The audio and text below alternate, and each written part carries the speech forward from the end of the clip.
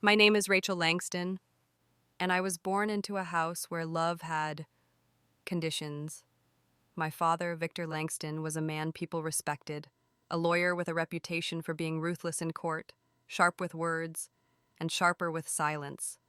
He didn't believe in softness, he believed in legacy. And in our house, legacy meant a son. Growing up, I could feel it in the way he looked at me like I was a draft that should have never made it past editing. He didn't yell, he didn't hit, he didn't even criticize, but somehow that made it worse. Because silence has a way of carving you hollow. He loved Ethan, my younger brother, the golden boy. He had his eyes, his voice, even his stride. And I had my mother's freckles and a quiet way of shrinking myself. At 7, I wrote him a birthday poem and taped it on his office door. He walked right past it, never even blinked. At 12, I won first prize in the state writing competition. My mother took a photo. My father said nothing, and when Ethan made JV basketball as a bench warmer, he got steak dinner and a new phone. By 16, I had learned something important. Recognition isn't something you earn in a house built on tradition. It's something you're born into or not at all. Still, I tried. I brought home perfect grades. I never rebelled, never shouted. I kept my room clean, kept my mouth shut, and kept hoping that one day he'd look at me and see his daughter, but he never did. On my 18th birthday, I walked into the dining room, expecting maybe a small cake, maybe just a happy birthday. Instead, I walked into the tail end of a private celebration. Ethan had been accepted into a summer internship at Dad's old law firm. They were toasting. "To my son," he said, lifting his glass. "The future of the Langston legacy." I stood in the doorway, just watching. No one noticed I was there. Not even my mother. I didn't cry. Not then. I just turned around and walked out. I went to the backyard, sat on the swing that had rusted since I was a kid, and stared at the stars. I remember thinking, if I disappeared, would he even remember I existed that night? I made a silent promise to myself I would stop begging for a seat at a table I was never invited to. But promises made in silence are still hard to keep. Because love is a tricky thing. Even when it's absent, your heart keeps waiting for it. You keep returning like a dog to an empty bowl, hoping, hurting. I tried one last time at his retirement party. It was a grand event. Crystal glasses, polished speeches, local press. A celebration of a man of legacy. I wore the dress he once complimented on a stranger, hoping maybe, just maybe, he'd see me through different eyes. When it was my turn to speak, I walked up to the mic with shaking hands. I cleared my throat and said, "I just want to say thank you to the man who taught me what it means to fight, even if I was never the one he fought for." There was silence. People clapped, awkwardly. My mother gave me that tight, warning smile. My father just stared. After the party, I found him outside, smoking a cigar. I said, "I know I'm not Ethan, but I've always tried to make you proud." He exhaled a plume of smoke, then said words I'd never forget. "Rachel, we don't have a daughter." I laughed at first, thought it was some twisted joke, but when he turned away, didn't even look at me, I knew. He meant it. That night, I packed a bag. No goodbye, no letter.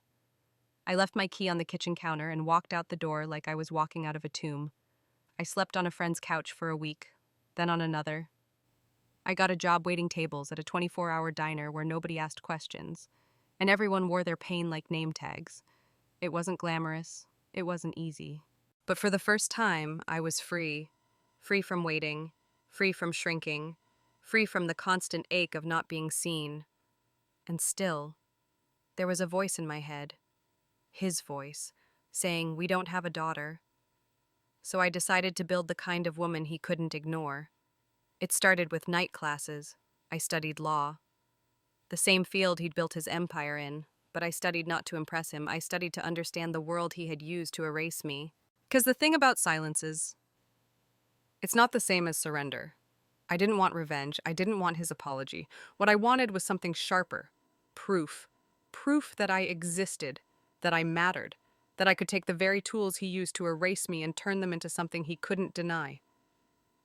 And I knew, one day, there would be a reckoning, not with fists, not with screams, but with one piece of paper, signed, sealed, undeniable, the kind of paper that changes everything, and I would hand it to him, with the same cold silence he once handed to me. People think the cruelest betrayals come with shouting. Mine came in a whisper. It was 2 years after I left home. By then, I had finished my paralegal certification, was working at a small firm downtown, and renting a modest one-bedroom apartment above a flower shop that smelled like lavender in the mornings. My life wasn't luxurious, but it was mine. One afternoon, while filing documents for a property dispute, I got a call from my mother. I didn't recognize the number, didn't expect the voice. It had been radio silence since I walked out. But somehow, when she said, "Rachel," my heart still clenched. She wanted to meet for lunch. Just her. No promises, no strings. I shouldn't have said yes, but I did. We sat at a corner booth in a cafe near the courthouse. She looked thinner, paler. Her pearls still gleamed, but her eyes didn't. She stirred her tea 3 times before speaking. "He misses you," she said quietly. I didn't reply. She looked down. "Your father, he's not well." I exhaled slowly, not well enough to say my name. She winced, but didn't argue. Then came the real reason. She reached into her bag and pulled out a leather folder thick, sealed with gold ribbon. "I'm only telling you because I thought you deserved to know." I opened it. It was the preliminary draft of my father's updated will. Every clause was clinical. Precise, of course it was. He'd written it himself. And there, beneath the section titled Immediate Family, it was printed in bold I, Victor Allen Langston, declare that I have one child, Ethan Marcus Langston. I have no daughter, not estranged, not disowned, erased, like I never existed, like I was a typo in the family narrative, an inconvenient comma in a sentence that had already moved on. My mother looked up, eyes glossy. "He says it's cleaner this way, for the legacy." I laughed, not out of humor, out of disbelief. "Do you hear yourself?" She blinked back tears. "I wanted you to have a chance to prove I'm real. I did that the moment I was born." She tried to reach across the table. I pulled my hand back. That night, I sat on my apartment floor, surrounded by legal pads, old textbooks, and the broken pieces of a childhood I thought I'd already buried. I read that sentence over and over. I have no daughter. And something inside me shifted. He didn't just leave me out of his will. He rewrote history. He used the very system I had studied to erase me neatly, lawfully, irrevocably. But here's the thing about legal declarations. They're only powerful if you don't know how to rewrite the page. And I did. For months, I poured myself into property law, inheritance codes, trust loopholes. I reviewed hundreds of cases, silent battles waged with ink and paper, men like him, building kingdoms with signatures and suppressions. But I wasn't looking for revenge. Not yet. I wanted something more dangerous. Understanding. Because if he could remove me with a sentence, I could build a sentence that unravels his. I began to follow his world from a distance. Ethan had launched a construction and development firm funded, of course, by the family trust. He was loud about it. Press releases, charity events, handshakes with city officials. But beneath all that flash was a critical flaw. Ethan had inherited confidence, not competence.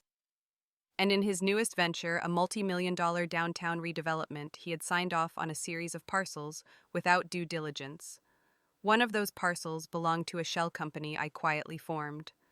And I had bought that tiny piece of dirt 6 months earlier, buried in a chain of names, trusts, and holding groups, legally solid, emotionally poetic. But I didn't reveal myself. Not yet. Instead, I let the tension simmer.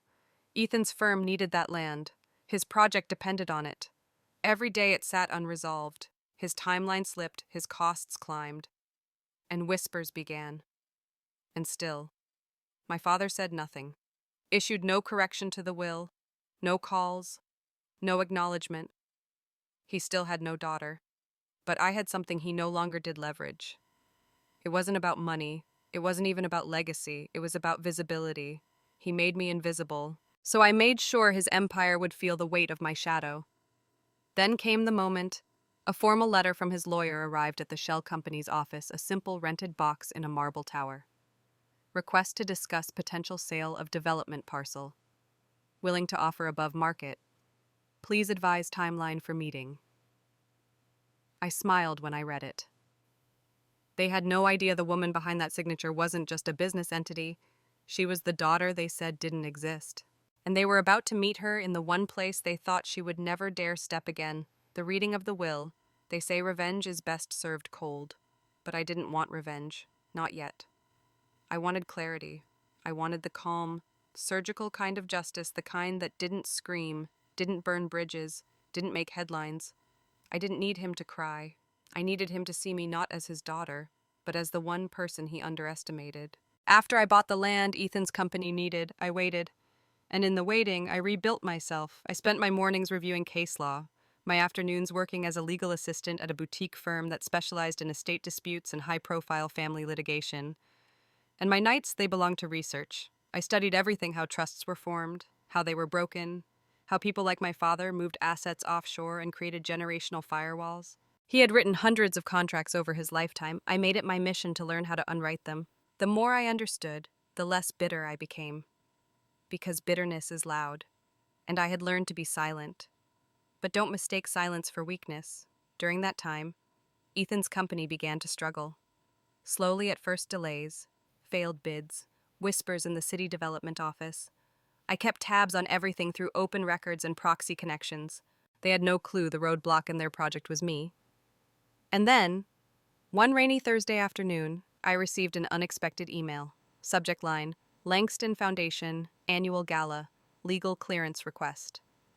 The Langston name still made my chest tighten. I opened it. Apparently, the foundation, my father's pride and joy, was hosting its 10th anniversary gala. They were seeking clearance for a special award presentation, and the event was being coordinated through a nonprofit legal group I occasionally worked with pro bono. My name had come up, accidentally. I stared at the screen, my fingers hovering over the keyboard. This gala, it wasn't just a party. It was the crown jewel of my father's public image. Every senator, judge, and city official within 2 states would be there. Media coverage, press statements, legacy videos. And it gave me an idea, not of revenge, of timing. If I played this right, I wouldn't need to say a word. The truth would speak for itself. But first, I needed leverage. Real leverage. I started reaching out quietly, carefully, to a few of my former professors, some colleagues, and one particularly brilliant woman named Mara Patel, who ran a niche firm specializing in strategic equity acquisition. Translation: she helped people buy out what others thought couldn't be bought. We met in a tiny ramen shop downtown. I want a stake in Ethan Langston's company, I said simply. She blinked. Why? I smiled. Because I already own the key to his future. Now I want his past. We structured a plan. Over the course of 3 months, I began acquiring silent shares in his company discreetly, through holding firms and dormant trusts. Some came from desperate early investors, others from ex-employees who were owed back pay. By the end of the 3rd month, I controlled 18% of his company, just under the radar, just enough to sit at the table, but not enough to alarm him. And then I made the second move. Through Mara's firm, I submitted a formal notice to the Langston Foundation stating that I, Rachel Langston, was willing to donate a significant parcel of land downtown to be used for women's legal advocacy, on one condition: that the donation be acknowledged publicly at the gala, under my full legal name. There was hesitation, a week of silence, then another email. Subject line: confirmed. See you at the gala. I stared at those words for a long time. He would be there. The man who said I didn't exist would be forced to watch the world applaud the daughter he buried in ink. The night of the gala arrived. I wore black, not because I was mourning, but because I wanted to blend in, to become the shadow that had haunted their legacy all along. The ballroom sparkled, laughter echoed, champagne flowed like water. And then came the moment. The host stepped onto the stage and began to announce the evening's unexpected highlight. a standing ovation for a donor who had, in their words, redefined what quiet power looks like.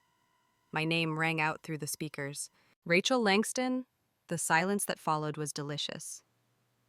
I walked to the stage, heels clicking against marble, and accepted the award with a quiet smile. I didn't make a speech, didn't need to. I just looked out at the crowd and let my eyes land directly on him, my father. He was sitting in the second row, his hands clenched, his eyes wide, mouth slightly open. He didn't applaud, but he didn't look away. For the first time in my life, he saw me, and I wasn't finished. After the ceremony, I slipped away through the side corridor, walked to a private room prepared for board discussions. Inside, the legal team from Ethan's company was waiting, hoping to finally negotiate a purchase of the land their entire project depended on. They stood as I entered. Miss, I sat down, crossed my legs, then laid the deed on the table. This land, I said, is now under the Langston Women's Advocacy Trust. It cannot be sold, it cannot be moved, and it cannot be used for any commercial development. One man looked pale. Another muttered something under his breath. But, I continued, I'll give you access, under one condition. They leaned forward. I pulled out one more folder, sleek, cream-colored, with a simple name at the top. Rachel Langston, Senior Legal Advisor, Langston Group, Silent Partner Agreement. The head lawyer stared. You work with us? No, I said quietly. I own you. There's something about holding a signature in your hand, especially when it belongs to the man who tried to write you out of existence. The paper was cream-colored, heavyweight, watermarked, perfect, just like him. But it wasn't the elegance of the document that made it powerful. It was the name printed at the bottom. Victor Allen Langston. His handwriting, even in age, was deliberate. Each letter curved with conviction. The man never scribbled. He carved. It was his final will and testament, and he had no idea I had a copy. Not yet. Let me back up. A week after the gala, I got a call from one of my contacts at the courthouse. There had been a development. My father, fiercely private, meticulously composed, had suffered a stroke. Minor, they said. Enough to shake him, not enough to break him, but it rattled something loose. Within days, he'd requested a confidential meeting with his estate lawyer. He'd dictated a new clause to be added quietly into his file, not official, not witnessed, just a sealed envelope. Inside it, a supplemental codicil to his will. If my daughter, Rachel Langston, ever requests acknowledgement of her place in this family, I grant her the right to review the full estate. She remains my blood, regardless of circumstance. Signed, Victor Allen Langston. He didn't notify Ethan, didn't notify the board, didn't even leave instructions for implementation, but he signed it, in private, in ink. And the clerk I knew, she let me see it. She didn't break the law. She didn't give me a copy. But I had eyes. And I had memory. And more importantly, I had leverage. Because while my father's kingdom was built on contracts and power plays, his real fear was exposure. Not lawsuits, not loss, but legacy. He had spent his entire life building a public image so pristine it sparkled. And now, his shame had a name, a pulse, and a legal foothold. Me! The day of the will reading was announced 2 weeks later, a private affair, immediate family only. And by immediate, of course, they meant Ethan, his new fiancé, 2 family lawyers, and 1 smug accountant who looked like he slept in spreadsheets. No one expected me to show, but I did. I arrived 10 minutes early, dressed in navy, hair tied back, no jewelry, just a folder in my hands and a storm behind my eyes. The receptionist looked startled. I'm sorry, this reading is for family. I am family, I said, calmly, and I believe Mr. Langston made that legally binding. She hesitated, called someone. I waited. When the double oak doors opened, I stepped inside and every head turned. Ethan looked like he'd seen a ghost, his fiancée blonde, polished. Calculating, squeezed his hand and whispered something, probably asking who I was. But Ethan knew. He stood up. What the hell are you doing here? I held up the folder. Just here to make sure Dad's final wishes are honored, he scoffed. You were cut out. Everyone knows that. I walked to the long mahogany table and took a seat across from him. The lawyer adjusted his glasses. Shall we begin? The reading was cold, clinical, clause by clause. My father's empire was laid bare: real estate holdings, stock options, charitable donations, everything neatly bequeathed to Ethan, the golden child.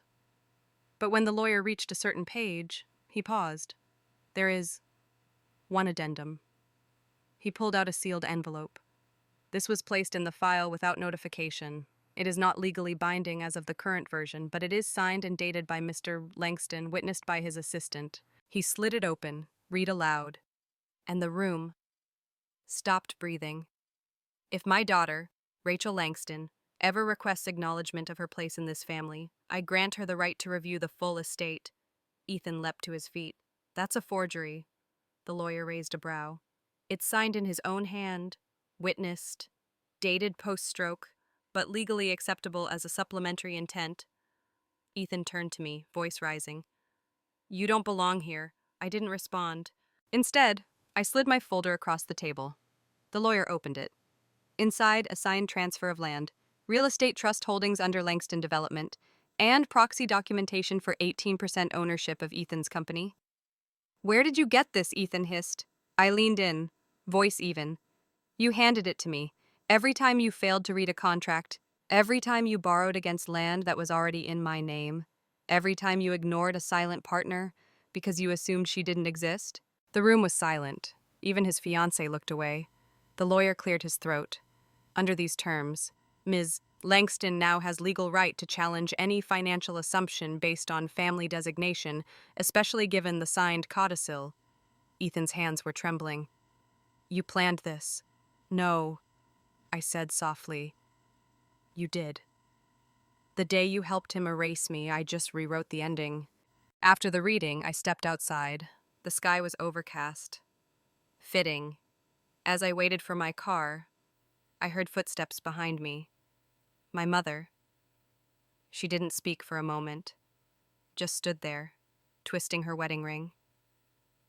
You knew this would kill him, she said. I turned to her. No, I said. I knew this would force him to live with the truth. For once, she nodded once, then whispered. He cried. Rachel. After the gala. I've never seen him cry before. I didn't reply. Because I had cried. For years, and no one had come running. That night, I went home, I lit a candle, and for the first time in my life, I opened the family album. Not to mourn, not to wish, but to remember that I had always been there. He just refused to see me. Now the world had. And more importantly, so had the law. There's a kind of silence that doesn't beg for peace. It declares it. The weeks after the reading passed like a slow, steady breath. No chaos, no press scandal, no lawsuits, just the unraveling. Ethan's firm collapsed, not with explosions, but with signatures. Vendors pulled out, investors froze. His silent partner, the one he never acknowledged, refused to authorize the critical loan he needed to stay afloat. Me. He tried to call, left voicemails, even showed up at my building once. I didn't open the door. He stood there for nearly 10 minutes, shouting through the intercom, Rachel, this isn't fair, we're family. I stood inside, hands resting on the same folder I had carried into the will reading, the same paper he used to bury me. Fair was the night I stood at my father's retirement party while he toasted to having only one child. Fair was the way they all smiled while I disappeared. No, this wasn't about fairness. It was about truth. And the truth has a habit of showing up eventually, usually wearing heels. I didn't go to my father's funeral, let them bury the myth they built. But a week later, I visited the gravesite, not for him, for me. I stood over the marble stone etched with Victor Allen Langston. Devoted father, honorable man. I didn't bring flowers. I brought the one thing he feared most, my name. I placed a small brass plaque next to his stone. No ceremony, no permission. Just 4 words, Rachel Langston, his daughter. I turned and walked away before anyone could stop me. Let the earth hold the truth if he couldn't. I used the land Ethan once begged for to build something no Langston had ever envisioned. a legal center, not just any center, the Langston House for Women's Legal Advocacy. Irony, dressed in justice, I poured my inheritance into it, not to flex, not to gloat, but to rewrite what my last name meant. We offered free legal services to women abandoned, erased, disowned by the people meant to protect them. Every case felt like a small echo of mine, and every win a reclaiming. People started talking, local press called it a quiet revolution. Lawyers who once worked under my father now sat across from me at advisory panels. They didn't recognize me at first. They do now. Not as the girl who was left out, but as the woman who wrote herself back in. One day, I received a letter, handwritten, careful cursive. My mother, Rachel, I know I don't deserve your forgiveness. I didn't speak for you when I should have. I let him erase you because I was afraid of being erased, too. But I want you to know, I always kept the photo of you at 12 standing in front of your essay award, smiling. You mattered. Even when I pretended you didn't. I'm sorry. There was no return address, no plea for contact, just honesty. It hurt more than I expected.